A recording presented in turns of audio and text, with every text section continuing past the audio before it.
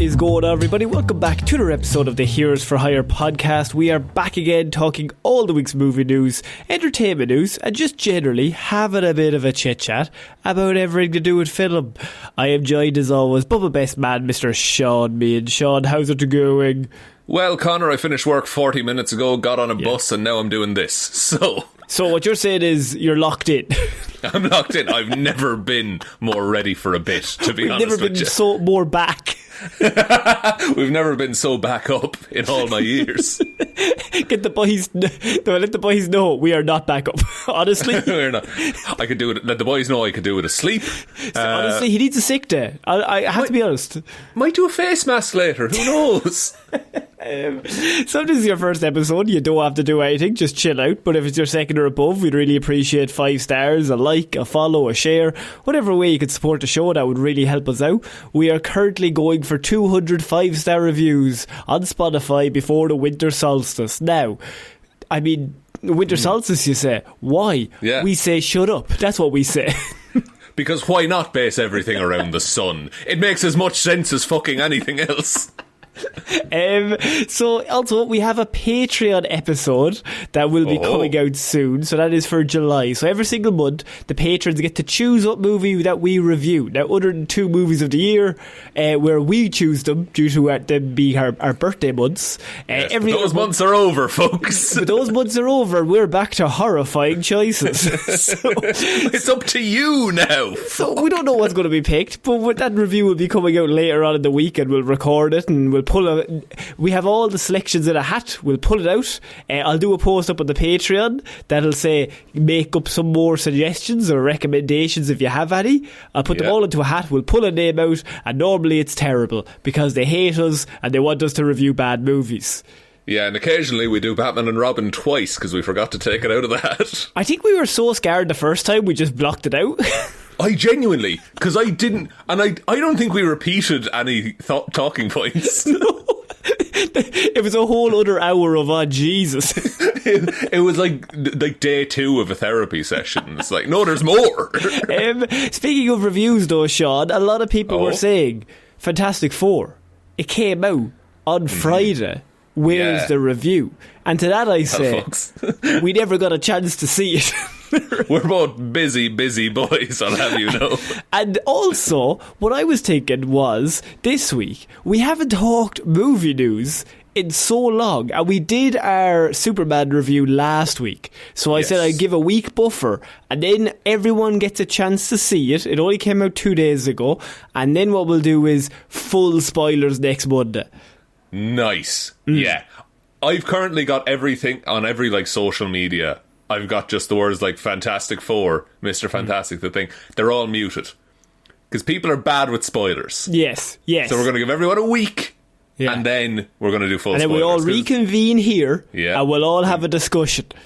We meet back, we rate 5 stars, and then we talk about Fantastic Four. But so, look, as I said, we haven't talked movie news in so long, and I feel like Sean, I sometimes if I don't give Sean enough movie news over an extended period of time, he gets the shakes, and I think he starts freaking out. And the only cure is more movie news. He loves movie news, which will ultimately rile me up, because those are the stories Connor picks these days. Also, 2 of my new favourite things. One, on Blue Sky we are starting a new campaign, which is Sean's quote of the day, or a Sean quote without any context. And basically people are just quoting things that Sean has said, but with no context whatsoever. And I think it's a great game, and I would really recommend everyone joining in with your favourite Seanisms. It's really trippy to me because I don't remember saying any of these. Most of them are you'll fight a cobra or you aggressively targeting animals or saying mad shit. The one about the cobra I'm kind of proud of, because if I came up with that off the cuff, I think it's quite funny. So you put me and a cobra in a basketball court and one when you say off the cuff, it does imply that you write other stuff down. That's a fair point. If this is the stuff we keep in, What's the stuff we cut out? But also, another thing that is now my favourite is people are now sending on the popcorn buckets that you so vehemently stated that you hated on this show a few weeks ago. In my personal life, people are sending me these things. Yeah. You very adamantly came out against all popcorn buckets that are themed around the movie. Yes, I fucking hate them. I think it's the worst thing we've ever come up with. Fantastic Four has the big Galactus. That's ridiculous. As the big head, we got tagged in that so many times that everyone was like, "Hey, Sean, look at this." And look, I'll happily be the face of popcorn bucket hate. Yeah, but what do? You trying to put me into an early grave here? My blood pressure's high enough. So you're saying you're not going to buy the Galactus bucket? I mean, it is really big, though, isn't it? It's so big. It's so big. Imagine how much you'd have to pay to fill that with popcorn. I think me and you once again were just like, just hand it to me in my hands. Yeah, give me my popcorn in my hands. I'll hold it. I'll bring butter from home. I don't mind. I'd rather put it in my own school bag from years ago than put it in your little shitty $20 bucket. This is the thing, because if you're allowed, I don't want to get back on it, but if you're allowed to just put it in fucking anything, can I just bring a shoe? There's not one piece of movie news that has been spoken so far. Well, we talked about the fact that Fantastic Four has come out. one thing has set him off. It's good. I think we're on for a good episode, Sean, because anytime we record within an hour of me finishing work, I'm real antsy. You normally want to start a vendetta against something. It's true. That's how we started fighting The Rock for a very long time. We were on The Rock hate train well before everyone else. Well, years before. At his peak, we hated The Rock. I said I wanted to fight The Rock. You laughed. And now that fight is lined up for the end of the year. He would still rip me apart in half, but I feel like metaphorically I have the W. But you could say a very real insult to him and he'd fold. The man's self-esteem is fucking rock bottom. Was Black Adam big in Indonesia? Oh, the balance of power shifted, did it? Didn't shift into your fucking hands though, dickhead. So we're going to start off movie news this week, Sean, with one Mr. and this is a new name here on the show, Kevin Feige. Have you heard of a Kevin Feige? Art house director, I believe. Art house director Kevin Feige, well known for wearing a hat. Very involved with all the Marvel stuff. He's just kind of he dilly-dallies around the place whenever they're doing one of them. He's fucking dilly-dallying right now, let me tell you. The whole he has had a week, is what I would say about Mr. Feige, right? And so what I've done is, instead of doing one of his quotes, because he's doing a big press tour for Fantastic Four, but simultaneously people are asking him questions about other things. And I think I can't think of the exact phrasing that I want to use, but I would say some of the things that he has said have been funny to, oh, why would you say that? Interesting. So, I've heard some quotes, but I'm interested in the ones you've picked here. So, I think we're going to start off. I've got 3 of them, Sean, and you can rank them from 0 to 10 in terms of Feiginess. I see. I think, is one the best or the worst? What's least Feige to most Feige? Yeah, so I suppose one is... I've got it. I'm going to do it on a star system, and it's 1 to 5 stars is what we're doing. 1 to 5 stars.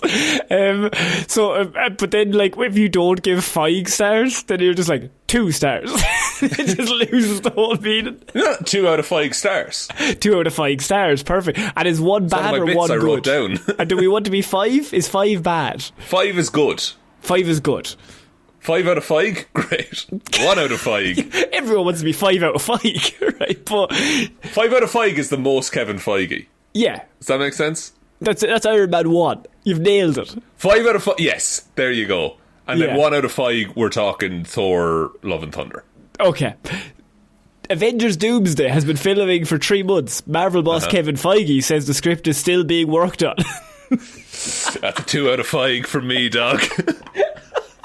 How do you let this happen? You learn that from the TV stuff, showrunners are important. Lock a script and make a movie. Now look, at a press event, Feige denied that Marvel had ever started a movie without a full script. But then he did say that he's not happy with the Avengers Doomsday script. So then it's not, you're going on a second draft at that point. Normally, it's just that he's had 5 out of Feige's in a row, that this week I was like, Kevin, what are we doing here? Like, just... What's happening, man? Normally he's like, pretty savvy. Normally he's pretty on the ball. I think he's probably exhausted and he's I think he's just wrecked. But I think some of that comes from, like, the reason they might be rewriting on the fly is they're waiting to see how well Fantastic Four does, and they were waiting to see how well Thunderbolts did. Well, he says there's plussing happening every day on the Avengers Doomsday set right now. It's amazing to watch, because what those filmmakers, those actors, both the ones that are playing the characters the first and the second time, or maybe even the 10th to 12th time, they're the best in the world at it. They know those characters so well. Even if it's their first time. Interesting. So if they have an idea, you want to listen to it, and you want to adjust to it, and you want to improve on it. We both did like a media degree, and we learned how to write and make films. Not to this level, but we did our best. Yeah. The first rule, of course, is always add more. I think the first rule of all filmmaking is do it live. Dude, figure it out on the day, lads. Pre-production, get rid of it. Tell you what, we won't plan a fucking thing. Tell you what, we'll just all show up 9 o'clock tomorrow morning, and somebody has an idea. Sure, lads, we have the cameras, and we're all here. So Did anyone talk to the camera? Oh, fuck, I never rang them. Oh, shit. There's one time that's been successful, and it's been the Jackass movies, and that's it. Now look, all movies have rewrites, and they have like things that are added in and taken out while they're doing it. That makes sense. But that's completely fine. I mean, we're not shitting on that. It's just a really funny way of saying there's plussing happening every day on the Avengers Doomsday set. There's one thing of like having a script and then allowing the freedom to improvise and make changes, but if they're making big character changes midway through production, while they're and like they're not going to go back and refilm something that's already basically locked, so it's going to be a really weird tonal change every time that character's on screen. So good. So I mean, we got 2 out of Feige, right? 2 stars out of Feige so far. 2 out of Feige. But Sean, what about this one? Kevin Feige believes Captain America Brave New World underperformed because it didn't feature Chris Evans. That's a 1 out of Feige. Has to be a 1 out of 5. That's what kind of a statement is that? That's mental. Just really sell Anthony Mackie down the river. What the fuck? Kevin is so PR savvy. What's he doing? All I want... Okay, that fucking Falcon and Winter Soldier show, right, with the worst villains we've ever seen on screen. All I wanted to see out of that was more of Isaiah Bradley and what he was about, and they cut most of the shit that he did in that movie. His exact quote was, the movie didn't work because it was the first without Chris Evans. No. That's not why it didn't work. That is literally... You might as well just take Anthony Mackie out the back and shoot him in the head. Like, what are you doing? Maybe it didn't work because you spent 2.5 years fucking reshooting it. And you shot a completely different ending and then changed it again. And you brought in the Israeli superhero. And you also had what's his name, Isaiah Bradley, and he was barred like the big end, and then the whole final battle he was removed. He just take him out. Fuck it. They fucked the leader so hard as well in that movie. Esposito was added in, but he was added in way later, so all of his scenes can't be connected to anybody else. Serpent Society, they're just some fucking guys now. Has anyone decided? Now look, Sean, this is up in the air, right? And look, me and you, as I said, we went to film college, but we're idiots. It's true. We're not talented. That's why we're doing this. That's why we found each other. That's why we found each other, because I was like, oh, he's also an idiot. But I would say, even on one of my projects that I definitely failed or barely passed, I would say we turned up with an idea and said, this is the story. Because the way that we were taught is that there's... Some of the classes are the pre-production. And until you've gotten an idea solid locked and we're going to do this on the day. That's what those classes are for. What's really interesting about all of this is that I don't know, maybe let's go back to Infinity War, right? DC is a laughing stock. They have like Batman versus Robin and like Black Adam. Batman versus Robin, I'd paid to see. Sorry, not Batman versus Robin. Batman versus Superman. Like you have all those movies. Everyone's always like they fucked it up. Marvel are killing it, right? Yeah. And now, weirdly, James Gunn recently is like, I'm not doing a movie unless I write the whole thing. It's all shot. I have it all blocked out. We turn up. We do what's in the script. We go home, and we do that like for the a whole year entire before the thing. release date. Superman wrapped filming. And like the Batman 2 never got greenlit until Reeves had an entire script ready to go, and they were done. And so it's just like, and what Superman, kind of a topsy-turvy world is going on here? I know. Superman was, in my eyes, a very good, competent movie that made sense in the world that it's in. Yeah. And that only comes from having a lot of work done beforehand to make sure that it ends up like that. Yeah. Yeah. Or we just wing it and we see what happens. This is very, I mean, honestly, that quote just really made me laugh. It's like, because there was a rumour a while ago, or it was a fucking Variety or Deadline article or something like that, and it said that Mr. Fantastic is going to be leading the Avengers. And it's like, I guess fuck Anthony Mackie as Captain America then. I think they're just I think they're literally like just taking him out. Like it's the scene with Joe Pesci. Like he's walking in. Like they're just getting rid of him. He knows it's happening. Like they had one failure. To be fair, Sean, they had one failure, and like it had to be the black guy's fault. So we got to get rid of him. Yeah, but we're not fucking recasting Hemsworth, are we? Like, and we have to bring RDJ back. You know what I mean? Yeah, like what are we doing here? It was a fascinating comment that was just really funny, just how terrible it was. Maybe the entire third act reveal of the movie was in the first fucking trailer. Yeah. I would say there's probably 57 other problems before you get to Mackie. I think Mackie was very good in the role. I actually think he's pretty good as he's Captain America. I like him as Captain America. I think he's a great pick. And also incredibly charismatic, nice man, but you don't really write him like that, which is weird. Yeah, because he could just be Anthony Mackie as Captain America and people would like him, but you make him real serious for no reason. Doesn't make any sense. But Sean, we're finishing off 5 out of 5. 5 out of Feige stars. 5 stars out of Feige. 5 stars out of Feige. 5 stars out of Feige. That's good. Please give me your rating. Blade reboot with Mahershala Ali is somehow still alive, according to Kevin Feige.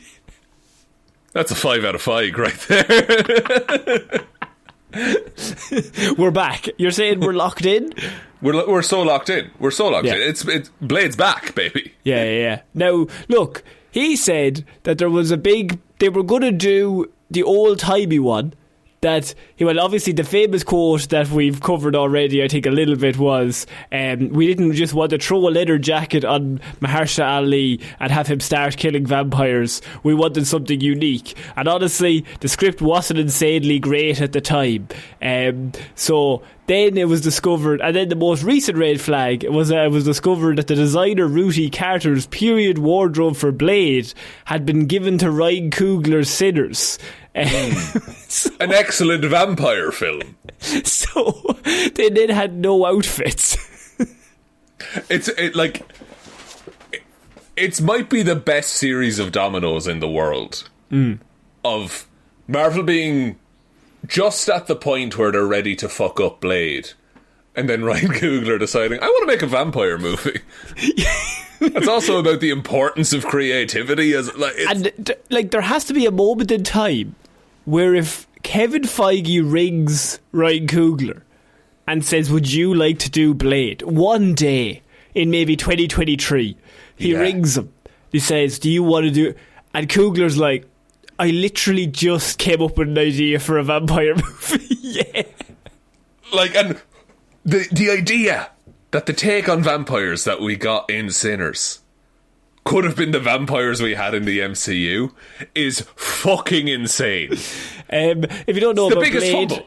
Blade greenlit in 2019, Comic-Con 2019. 6 years ago. Nice. 6 years ago now. Mahershala Ali, one of the best actors on the planet, locked into a contract, trapped, Stockholm Syndrome, has gone through 6 writers, 3 directors, and is currently being written by Eric Pearson. But I mean, I don't know how long Eric's going to stick around, but that's who's doing it now. We had an over-under on how long Eric was going to last, though, didn't we? Yeah. I think you said Christmas. I think you said February. Yeah, or vice versa. So one of us is right. Look, that's my 5 out of Kevin Feige stars segment of the week. But these are all happening, and I just came back to news this week and I put them together, and in a bubble it's really funny to have all of those quotes. Because I imagine it's Kevin Feige running up to just various microphones around the place and just saying this stuff. Yeah. Like, it's not a sit-down interview. He's like just telling anyone who listens. What is going on, lads? What is going on over there? Like, you're the gold standard. Come on, lads. It's like, if you had told me I was more excited for Superman than Avengers Doomsday. Crazy. Yeah, you know? of course. Okay, we're not going to do Marvel bashing anymore. I just thought that was funny with the Kevin Feige quotes. But, Sean, I have a movie that you might be interested in. You specifically, I'm not too pushed about. Interesting. Ryan Gosling and Will Ferrell to lead henchmen action comedy Tough Guys. How many Guys movies has Ryan Gosling been in? He was in... So, Farrell was in The Other Guys. Gosling was in The Nice Guys, but he was in The Fall Guy. So, 1. Okay. And now he's in... Tough Guys, is this Tough one. Guys. I mean... Look, there was a period of Will Ferrell comedy that I really enjoyed, and then now I feel it's become like parody of Will Ferrell comedy. Okay. But I think you get like Gosling. Talladega Nights Will Ferrell with Nice Guys Ryan Gosling. Yeah. And I think Ryan Gosling's going to be the cool one in the scenario. Don't think that works. No. But Connor, how will he have time to do this? He's doing Project Hail Mary. He already has filmed that, and that is already coming out, so that's absolutely fine. But so they're going to be doing, the movie is called Tough Guys. We don't really have any other thing other than that it's going to be a buddy cop, I assume. Do you know what? There's no information on this, but me and you are entirely sold already. We're locked in. Like, that's my boy. I'm already seated. I have the tickets. I am waiting. The cinema staff says it's not until 2027, but like, I mean, you put Gosling in any buddy cop environment, I'm locked in. I'm ready to go. Now, is Will Ferrell the best buddy cop for Ryan Gosling? I see. No, it's sacrilege to insult out Mr. Will Ferrell. I mean, he's comedy. That's royalty right there. It's comedy royalty for sure. That's not in question. He's just funny without even trying. That's the level of comedy. Thing. And we both think Ryan Gosling is an amazing comedic actor. Yeah. I have a pitch. Oh, go on. Now you're gonna think I'm biased here. Okay. Ryan Gosling and Dave Bautista.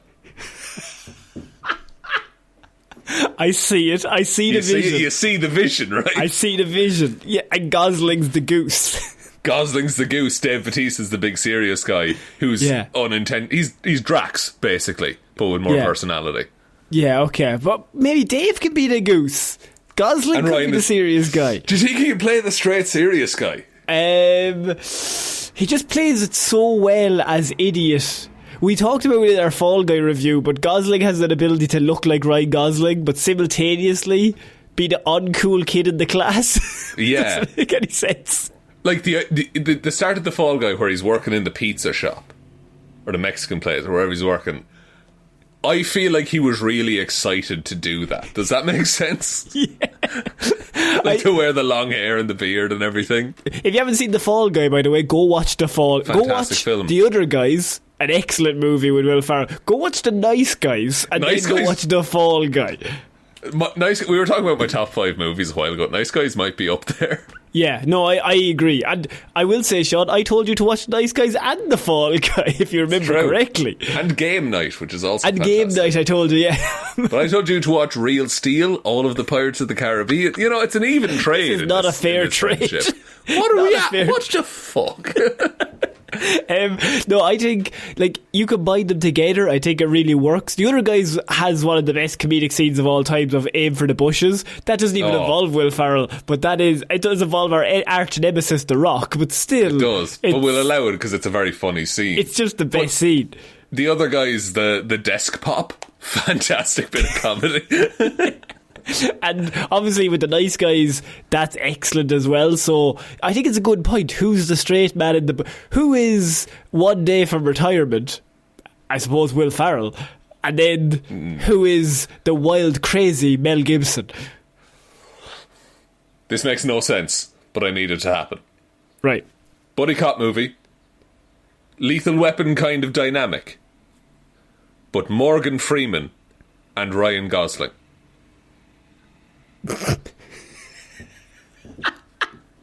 Right. But Ryan Gosling is one day from retirement.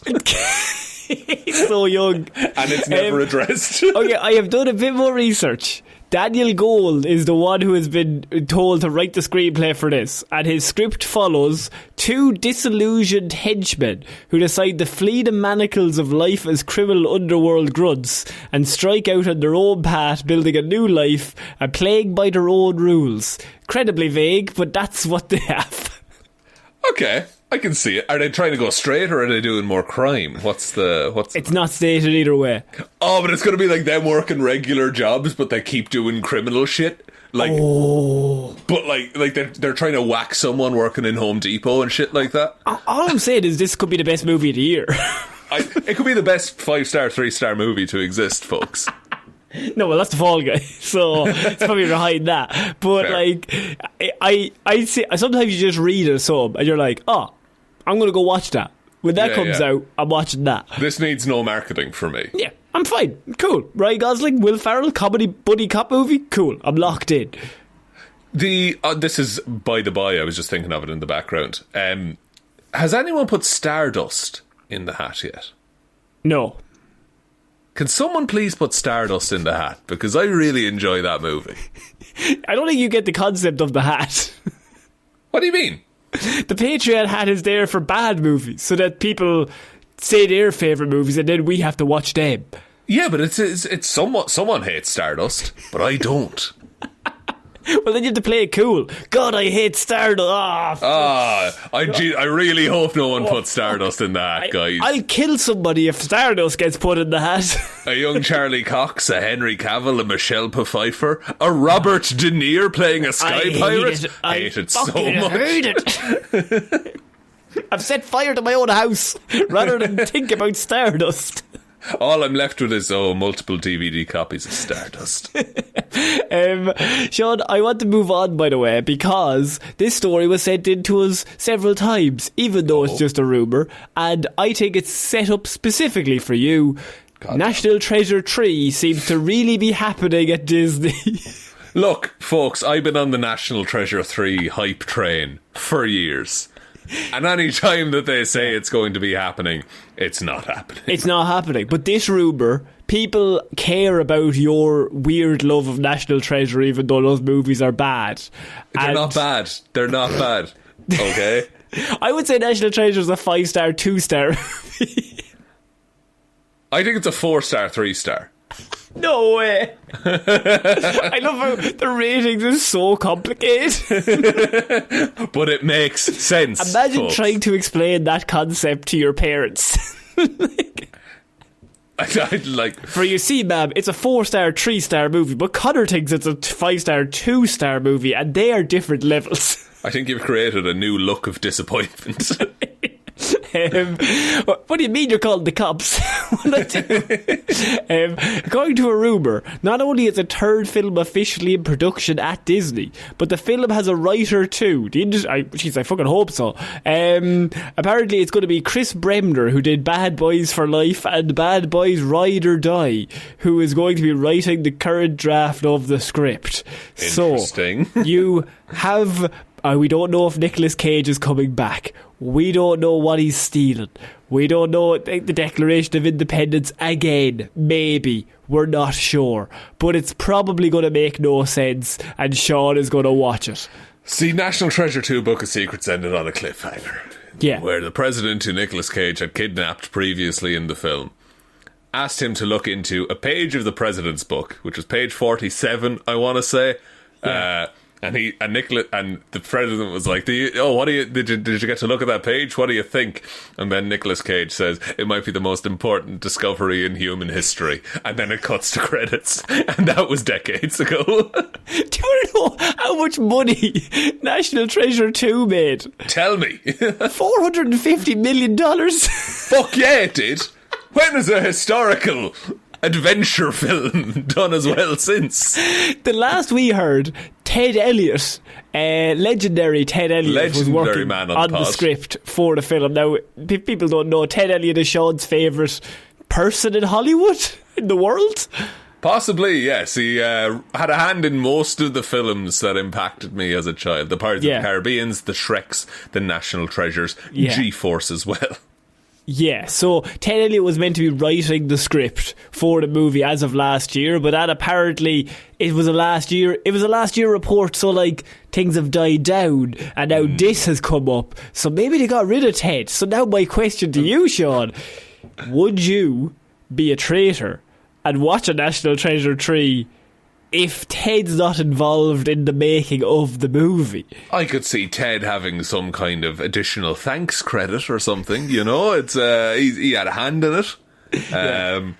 Terry Rossio as well, his writing partner, let's not forget Terry. Yeah, of course. It's just we locked in on Ted at a very, very pinnacle time of the I'm a Terry man myself. You're a Terry man. Well, fucking you can get in touch with Terry. Followed Ted on every social media. He hasn't followed me back.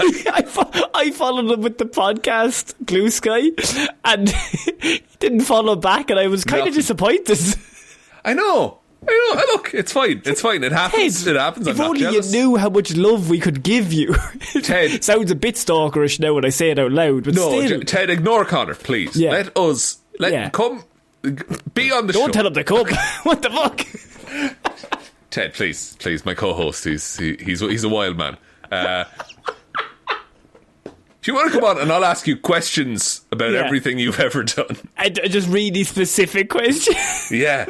Be like, what does this mean? And he'd be like, I just thought it was 43 minutes into National Treasure 2, Ted, you wrote this specific line. When you said that, what did that mean? Is the Disney Plus series canon? Do I have to watch it? Do you get free Disney Plus, Ted?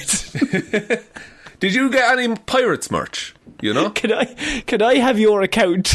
Is Orlando Bloom nice? Have you met Katy Perry by just off chance? Just off chance, but that's all finished now, I believe. No, but this is before. I mean, Ted's been around for a while. He would have met. He's probably at the wedding. Thing about their relationship, it was always hot and cold. Ted just leaves the call. Ted, no. Ted, please. Ted, no. One chance. You've ruined it. So I will ask you one question, Sean. Mm-hmm. National Treasure 3, is it happening, or is this another rumour just to stoke your love and then ultimately disappoint you? Yeah, like the Pirates of the Caribbean 6 film that's continually rumoured. I think I think they've paid someone to be like, hey, try something with this. Yeah. And I don't think anything's going to come. It's tough because you can't match the Rossio Elliott magic of pure madness. It's pure madness, but that, especially, okay, the first National Treasure, you have to admit, it flows very well. It's a ludicrous concept. No, I don't have any beef with the National Treasures, right? I think they are the most unhinged ideas for anything, but in a really charming way. You can't not like them.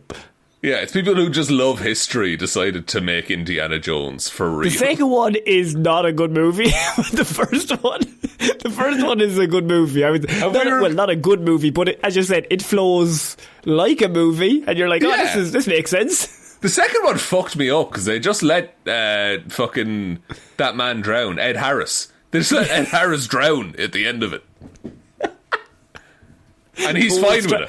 They take bold swings. You know what I mean? It's really gets to the heart of the human nature, I feel, those movies. I think, like, if they did a third one, they would have to say, like, God is real in it. Like, because there's something really lovable about the fact that you have to keep going bigger. Yeah. Every time you do it. They can't just find, like, a nice book. It has to be... No. Like, you have to tell me either Jesus is here and he's walking amongst us and Nicolas Cage goes to fucking fight him for something, or I don't know, as you said, he goes into hell and he finds the devil. There has to be some sort of deep mission that Nicolas Cage has to do and make faces.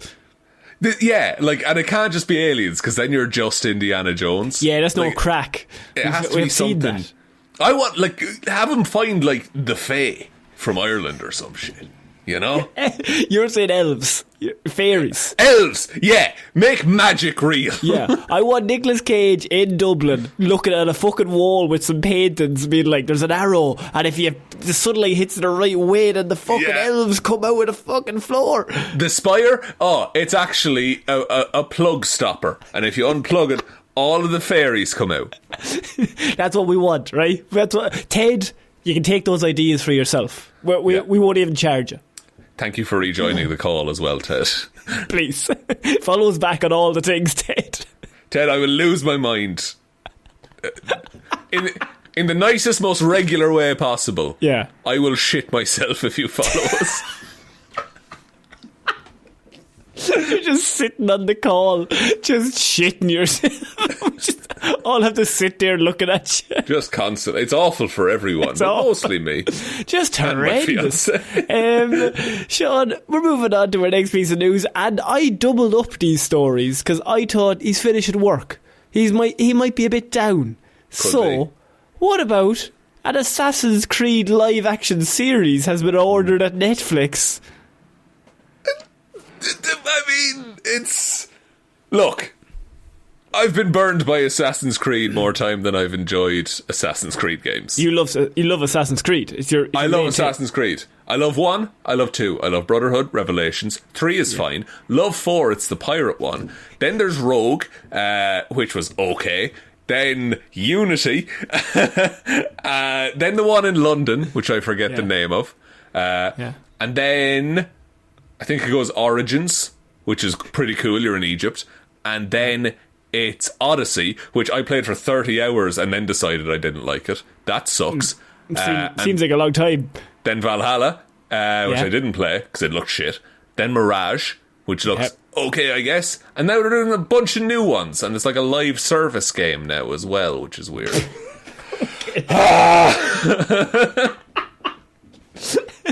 Then on the 3DS it would have been so funny if I just left the call. No one cared about that other than me. But there's one person listening to this that was like, finally, he has my autism. He has my thing. Syndicate was the London one. That was it. You have your obsessive. You love Assassin's Creed. Man, I ate, slept, breathed Assassin's Creed up until I was maybe 17. You wanted to be called Ezio for a long time. I did, Matt. I genuinely had like a white hoodie and I would wear it around and I would be like, Ezio Auditore de Firenze is probably the coolest name ever come up with in all video games. Coolest dude. That's Renaissance James Bond they created in that series. Like, it's insane.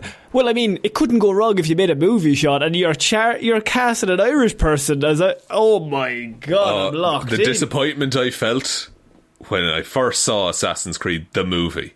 Yeah. By God, how do you fumble that? Because it's also a weird tie-in for Assassin's Creed Unity, which is the one in revolutionary France.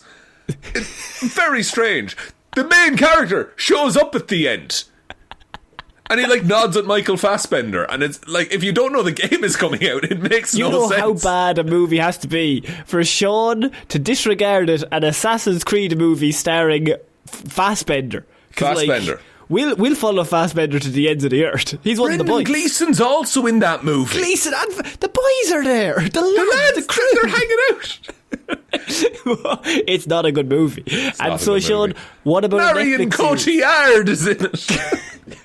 A Netflix series, Sean, live action. Stay focused. What are our thoughts? I look at, like every Assassin's Creed fan, I'll give it a go. Yeah. I'll see. Yeah. It's because a Netflix series kind of suits it. Okay, because and it suits most video game adaptations, I would say, is that it thrives on a longer term story. Where you have stakes and developments and revelations and things like that. Assassin's Creed. You got to do Ezio if you're going to do it. Yeah, that has the most market appeal. Or Altair. Or you start from the beginning, you do multiple seasons of Netflix, and every season is a different... It's each video game, one by one. Yeah, it's like an anthology. But do you tell the story of the video game? Because the Ezio games... You see that character be born, and you see him die. Yeah, he becomes like an old man. He actually dies in Assassin's Creed Embers, which was a DVD tie-in that they released with Assassin's Creed 3, I believe. Did Ted write that? Maybe. I don't know. I think it could work, but it also could simultaneously be slop. And this is... Yeah. I think it has a very wide area of where it could land. It could either be like a sleeper hit and it's just quietly good, or they try and push it like a Stranger Things and it's just the worst thing in the world, and then after one season it's ended. Then you're like, you take the chance, like, okay, we've got one season, let's do Ezio out the gate. Or I would save Ezio like a Batman situation where you only, like, he's teased last second of the last episode of season 1. I think if you're doing it, you do season 1, you do Altair, and you set up what the assassins are all about. And if that season does fine, season 2 you get to market, hey, we have Ezio now. Yeah, because he's the one everybody knows. He's the one everyone played. Like Assassin's Creed 2, it's like the best sequel to any video game ever. Yeah, it's the one that everyone had, and then what's the next one? It's Brotherhood. Brotherhood, yeah. Everyone had, which is my favourite game. Like, I've played that game to death. Yes, so I mean, I think this could work, but also really, really bad. So very much up in the air with all video game things. It all comes down to, are they actually just going to adapt the game, or is there somebody there that's like, I know better, I'm going to write something else? Yeah. And then you get into a dangerous situation where, like, fans are like, I don't like this, and then people who haven't seen the games are also like, this is weird. I'm not a big fan either. I think the worst thing you can do is try and make up a new assassin for this. I think that would be the funniest. That's the funniest possible outcome. Where they're like, and here's John Knives, okay, and he's really good at killing. It's set in 2010. Yeah. Like, you just have to commit and just listen. All anyone wants from these video game adaptations is tell the story they've already seen.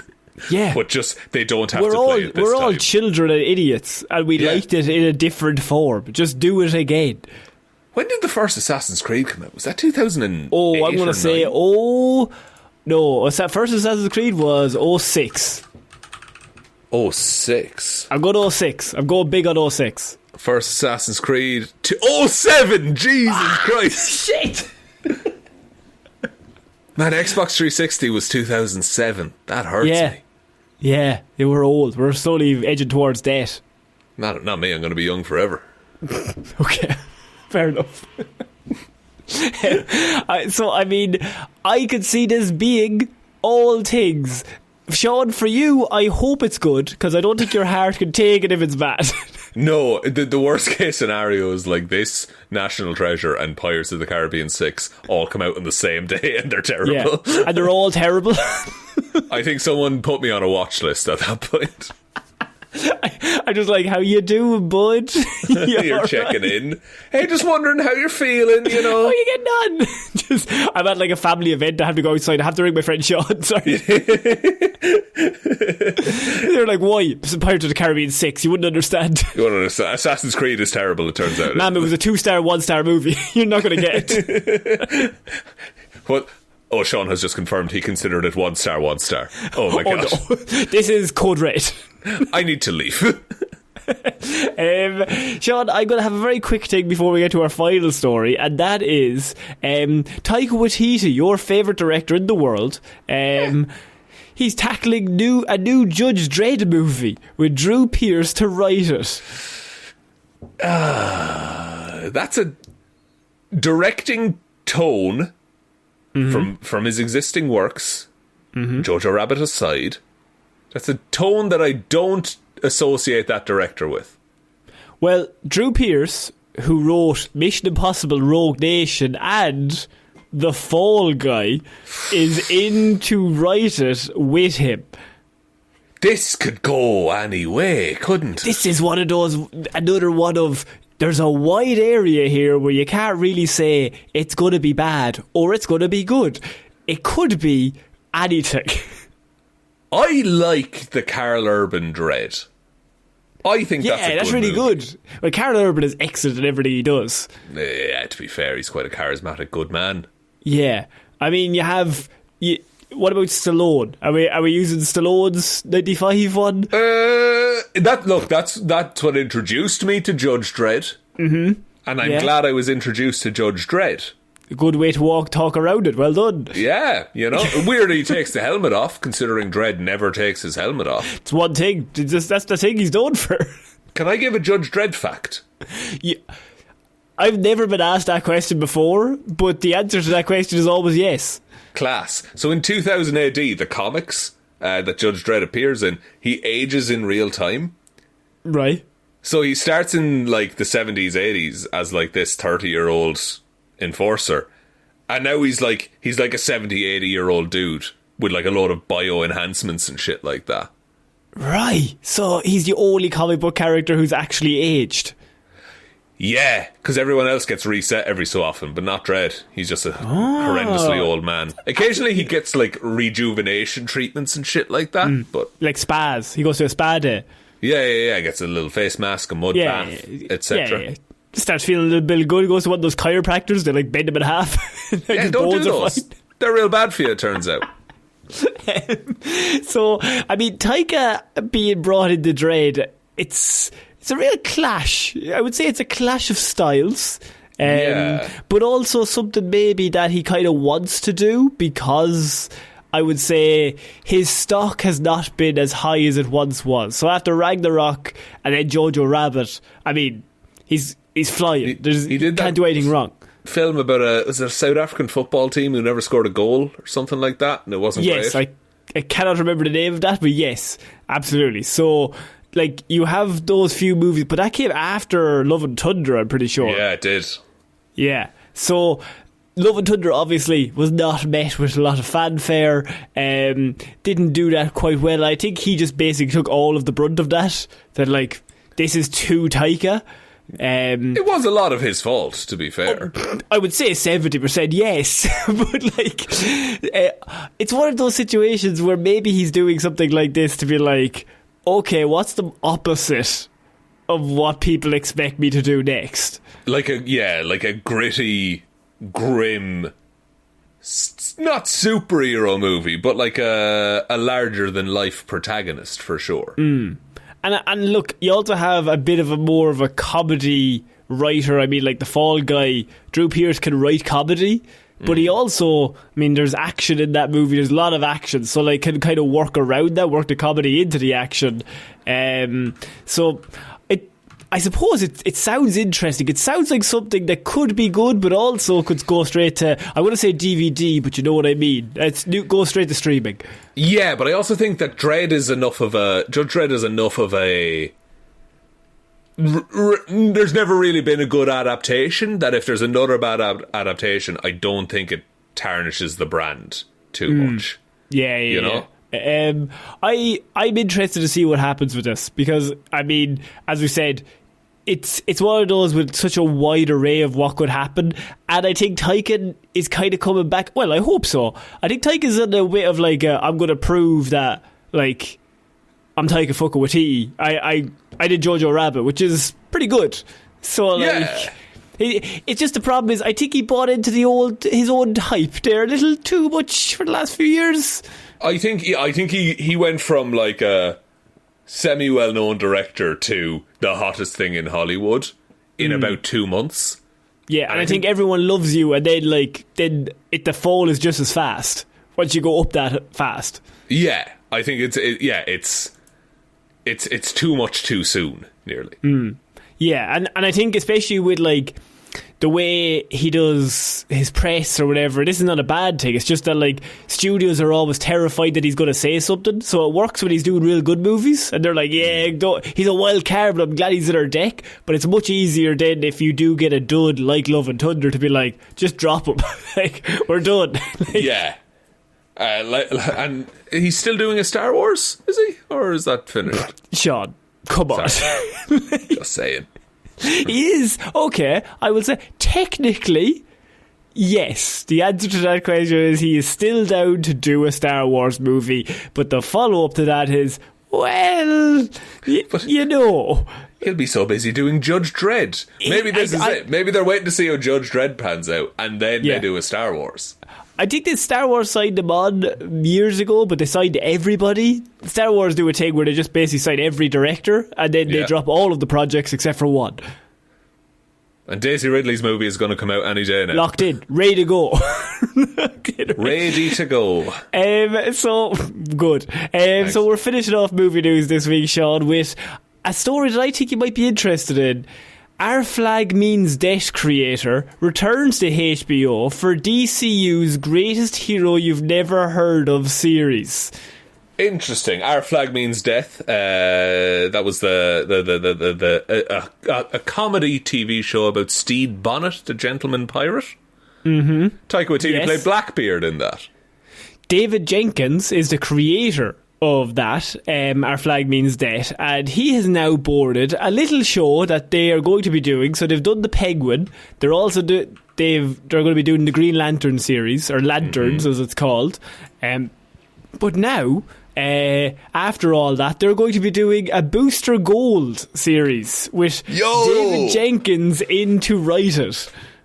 That's pretty cool, isn't it?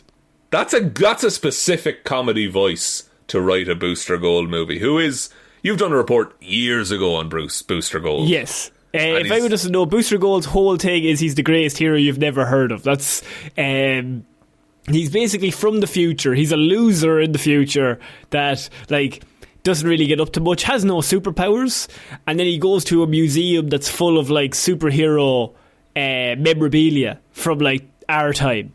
Yeah. And so he puts all this kit together, he gets all of the stuff, and then he goes back in time to now. And so, but he's telling everyone he's the greatest hero from the future. He's the best hero of all time. He tries to become internet famous. Yeah, he's always I'm just going to become famous. I'm going to be a superhero to become famous, not to help people.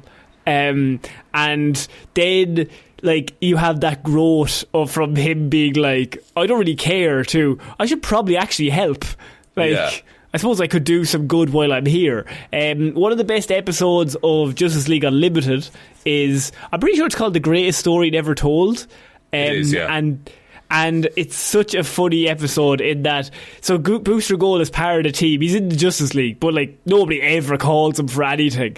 And so there's this big alien invasion, and we basically follow Superman, Batman, Wonder Woman, all suiting up. They all get into the city. Booster shows up, and there's a team of 30 or 40 heroes, and they're fucking Darkseid's here. We're all about to die. Oh shit, let's get ready. Everyone get ready for battle. And then they're Booster, you're on crowd control. Everybody else, come on. So Booster gets put on crowd control, and everybody else runs into the battle. But the episode follows him actually saving the world. There's just through a series of misadventures, through a series of he stumbles upon this massive thing that's going to end the world, and he just stops it by himself, but nobody sees him do it. And then the end of the episode is Superman and Batman meeting back up with him, and them going, good job with crowd control, and like they've just defeated Darkseid, but he's actually saved the world kind of thing. And he says nothing. He's just like, that's fine. Yeah. That's great. Like, Booster Gold is such a fun character. I would say Booster Gold is the most James Gunn character to ever James Gunn. Yeah, he seems it. He's a shithouse. He's a shithouse, but he's with a heart. He's got a good heart. He's got a heart of gold, you might say. Yeah. He's also friends with Blue Beetle, who is... Him and Blue Beetle are best friends, yes. In the DCU as well, technically, maybe? Or technically, yes. So that means they probably will have to cast a Ted Cord along with a Booster Gold. So that could be interesting of who to do that. Glenn Powell apparently is one of the most famous, popular fan casts for Booster Gold. That's pretty good. I've seen one and it's kind of under the radar, but I think it's quite fun. Have you watched Smosh recently? Oh, yeah, I know who you're talking about. Yeah, yes, I know who you're talking from about. Smosh. The idea of casting a content creator as Booster Gold, I think, is quite funny. Yeah, because I think he has to go through that journey. Like, he's going to be the worst at the start, and then he has to learn to be a hero. And Ted Cord and him are always just really funny as a duo. They're like this comedy duo that's always great whenever you get them in comic books, but you have to build up to that. You have to have Booster grow as a person from a full-on shithouse. Do you think it would work with it? Is it Jaime Reyes? I don't know. I don't ever really see them as a duo. It's more Ted. Ted is like the Booster that or the Blue Beetle that I normally think of. They're always kind of together in comic books. I think this is a great idea for a series, because if it doesn't work, who cares? Yeah. It's Booster Gold. And it can just be, even if it's like 8 episodes of just Booster Gold having some fun and being a shithouse. But also, that's a prime opportunity to put in a load of smaller references. Exactly. And Booster Gold is literally Chris Pratt at the start of Guardians of the Galaxy 1, when he's like, I'm Star-Lord. And the other guy's like, who? Like, you basically have that. It's basically that for an entire series. And that's quite fun. And then to see him grow over the course into like imagine 4 episodes of him being a shithouse, and then he has that greatest story never told moment. Yeah. That's fun. I think he's such a fun character to have around, because you need characters like that, because then they make Batman and Superman look even better. Because, like, if Booster's trying to solve it, and then Batman shows up and he's like, oh, fuck, the big guys are here. Okay, the big guns are here. Okay, I'm just little Booster Gold. Yeah. It also has a weird thing of, like, creating a hierarchy that's like, oh, okay, the big dog is here. I'm just like, I'm crowd control. Fine. Blah, blah, blah. Yeah, it's like when, like, the Justice Gang shows up. They just make Superman look like a better hero. Yeah, yeah. I think hierarchy is so important in terms of superhero team-ups. Like, you gotta have to have, like, they're your big 3. And, like, you do that, but it doesn't make that the rest of them are lesser. It just, like, we actually kind of like them. It's sometimes fun. Like, my favourite character in comic book history is Robin or Nightwing. Like, he's second in command or third in command, but that's kind of makes them more likeable, because you're like, oh, they're the underdog in a fight. Now when they rise to the occasion, it's all the more satisfying. Exactly. What happens if Batman's not there? Robin gets into a fight and he has to rise to the occasion by himself. It means all that much more, because I'm like, cool, like you're there, you're doing it. Which is why I really liked in Superman when there's that big fucking fairy from another dimension or whatever it is, or the elf, and he's like, no, they have that handle. Like, he knows I'm not needed in this one. He just needs a hot cocoa. He's very sad. He's a hug. So Gunn is also adamant, before pushing anything into being a project, no matter how big, out of development, or how small, before it goes into it, it has to have a great script that is fully complete, that he has given the green light to. So I will end the episode of this on that. 5 out of 5 stars, boys. I think that's it for this week's movie news, and we will be back for a Fantastic Four review next week. Yes, thank you. Would you like me to take us out, Connor? Yeah, sure, why not? Thank you, everyone, for listening to this episode of the Heroes for Hire podcast. We are back right now with an episode of Weirdos for Hire over on Heroes for Hire Presents Weird News. We will also be back on Friday with an episode of Hero or Zero. Big thank you to everyone over on Patreon, patreon.com/Heroes for Hire podcast. Link to that is in the description, and big shout outs go to Róisín and Baby Ben Palmer, Ryan Komatsu, Dozer Enthusiast, Evanson, David Clarke. I'm alone in the house today. David Clarke, Dominic, Anna Sharkfoot Hjelmroos, Danny McLaughlin, Lordsmish, Michelle Browne, Frost, Ed Ball, Connor and Lorraine want to lick the Wrecker's magic electric crowbar just to see if it tastes like salt. Russ, my son's phone broke and the Japanese embassy was closed when we had an appointment. Fuck Catman, Barfit. Catman is the source of all woe in the world, we've determined. Yeah, Catman's a bastard. He's a bastard. Anything that goes wrong in your life, it's Catman. Sorry that happened, that sucks. Jackson Brueheim, Liz had a few too many on St. Paddy's Day and tipsily subscribed to the Patreon. Ciara Lawler, Judge Leahy, Mikey Chair's #1 fan, has great taste in movies. A bag, a normal bag, definitely not a demon, just a boring ordinary bag. Johnny Ray, Jack Markham, Hunter Harvard the Texas Ironman. Lisa says hello to the one human being that she told that this podcast exists. Justin Bowman, Joe Reid, John NeSmith, Ted Sullivan, Jeff Scroger, Adam O, Charlie Smith, Logan Merriman and Yinzer Ghost. Thank you all for your support. We really couldn't make the show without all of you. You're the reason there's no ads and stuff like that on the show, so thank you all very, very much. If you want to support us, the Patreon is there. There is also the merch store, heroesforhire.ie/shop. Twitter is @heroesforhirepod. The 4 is the number 4. Facebook is Detective Divilment's discussion group. Instagram is Heroes for Hire Podcast. And the best way to ever help out the show is to tell one human being that we exist. Just a one, please. And I think that's about it, Connor. I think so. So I've been Connor Lawler. I've been Sean Meehan. I shall see you all next week, guys. Bye. Bye.